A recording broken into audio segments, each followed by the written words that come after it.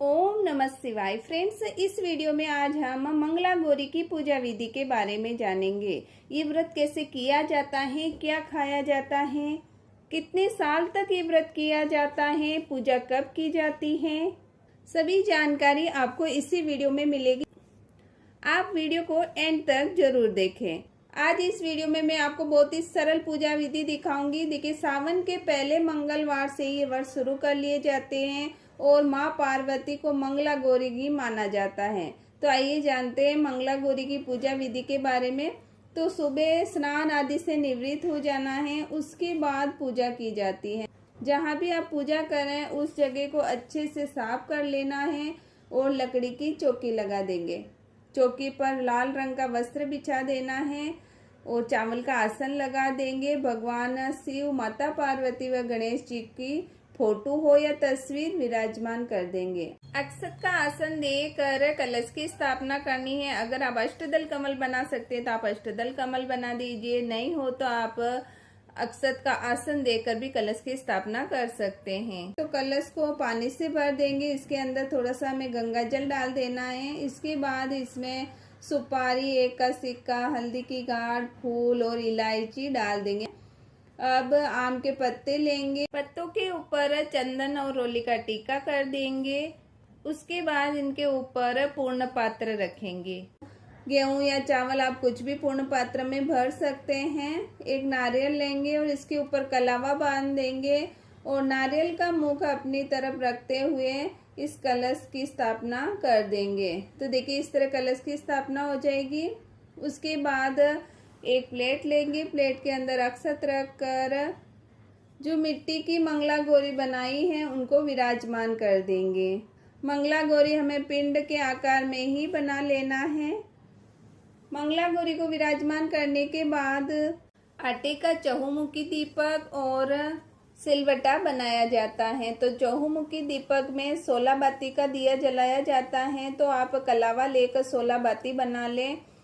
इस चहुमुखी दिए में मैंने 16 बाती बनाई है, क्योंकि 16 अंक का बहुत ही बड़ा महत्व होता है, इसलिए हमें 16 बाती का दीपक जलाना है। आप चाहे तो मिट्टी का दीपक भी ले सकते हैं या फिर चहुमुखी धातु का दीपक हो तो भी आप ले सकते हैं। उसके बाद जल का छींटा लगाकर सभी को स्नान करा देंगे और जो चहुमुखी दिया रखा है उसको प्रज्वलित कर देंगे। हाथ में फूल और अक्षत लेकर व्रत का संकल्प लेंगे। फूल और अक्षत माता मंगला गौरी के चरणों में समर्पित कर देना है। फ्रेंड्स, ये व्रत पारिवारिक मतभेद हो या फिर परिवार में कलेश रहता हो, पति पत्नी के नहीं बनती हो या घर में सुख शांति नहीं रहती हो तो ये व्रत किए जाते हैं।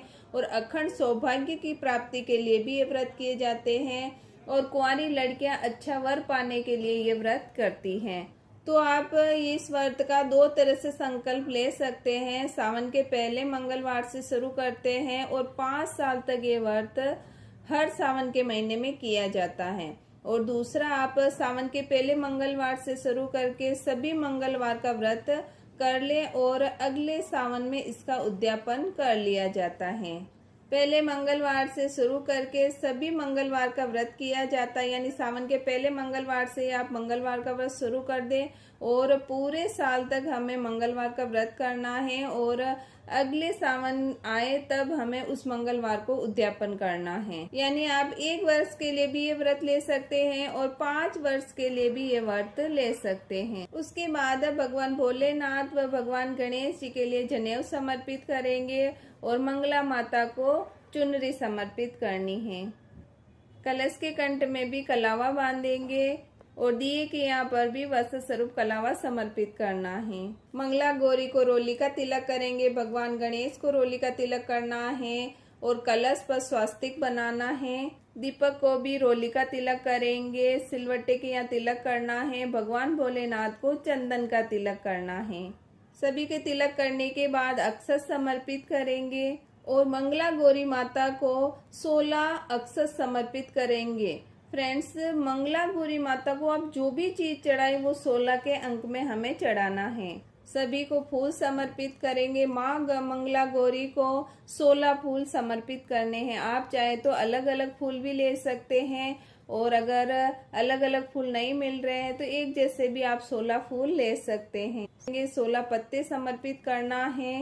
पत्ते भी आप चाहें तो 16 ही एक ही वृक्ष के ले सकते हैं, या फिर आप अलग अलग पत्ते 16 करके भी समर्पित कर सकते हैं। इसी तरह से हमें मंगला गौरी माता को साबुत मूंग 16 साबुत मूंग चढ़ाने हैं। मंगला गौरी माता को 16 श्रृंगार समर्पित करेंगे। ये श्रृंगार का सामान आप अगले मंगलवार को व्रत करें और पूजा करें तब भी माता को यही समर्पित करें, यानी यही श्रृंगार आप समर्पित कर सकते हैं। उसके बाद भोग समर्पित करेंगे। तो माता को अगर आप मिठाई समर्पित कर रहे हैं तो आपको 16 पीस लेकर मिठाई के समर्पित करने हैं। और अगर आप घर पर हलवा बनाकर समर्पित करना चाहते हैं तो छोटी स्पून लेकर 16 चम्मच गिनकर आप निकाल लें और वो मंगला गौरी माता को समर्पित कर सकते हैं। यानी जो भी चीज आप समर्पित करते हैं वो 16 के अंक में होना चाहिए। अगर काजू बादाम किशमिश नहीं है तो आप हलवा भी समर्पित कर सकते हैं। अलग अलग मिठाई आप 16 के अंक में लेकर भी आप समर्पित कर सकते हैं। ऋतुफल समर्पित करेंगे तो आप 16 केले लेकर समर्पित कर सकते हैं, या फिर अलग अलग फ्रूट्स 16 लेकर भी समर्पित कर सकते हैं। देखिए मैं यहाँ पर डेमो वीडियो बना रही हूँ, इसलिए मैंने 16 फ्रूट 16 मिठाई इस तरह नहीं रखा है। आप अगर व्रत कर रहे हैं तो आपको रखना है। उसके बाद जल समर्पित करेंगे और दक्षिणा समर्पित करना है।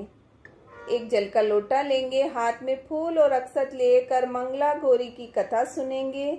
कथा सुनने के बाद हाथ में जो फूल और अक्षत लिए हैं वो मंगला गौरी के चरणों में समर्पित कर देना है। और अलग से या तो आप घी का दिया बना लें या फिर कपूर की आरती भी कर सकते हैं। तो मैंने यहाँ धूप दीप कर दिया है और घी का दिया लेकर मंगला गौरी की आरती करेंगे। बहुत ही प्रेम पूर्वक भगवान शिव, मंगला गौरी व गणेश जी की आरती करनी है।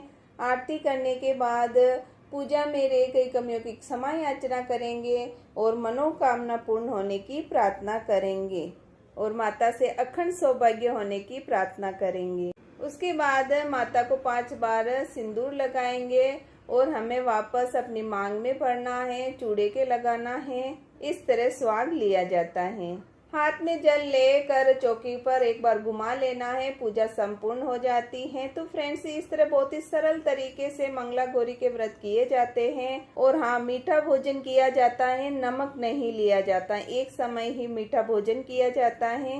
पूजा आप सुबह या शाम कभी भी कर सकते हैं, वैसे शाम को ही प्रदोष काल में की जाती है। तो फ्रेंड्स मेरी दी गई ये जानकारी अगर आपके लिए यूजफुल हो तो प्लीज वीडियो को लाइक करें और चैनल को सब्सक्राइब करें। और हम महिलाएं घर पर कैसे पूजा पाठ करती है, कैसे कथाएं सुनती है, वो जानने के लिए दीपमाला जोशी चैनल को सब्सक्राइब करें। ओम नमः शिवाय।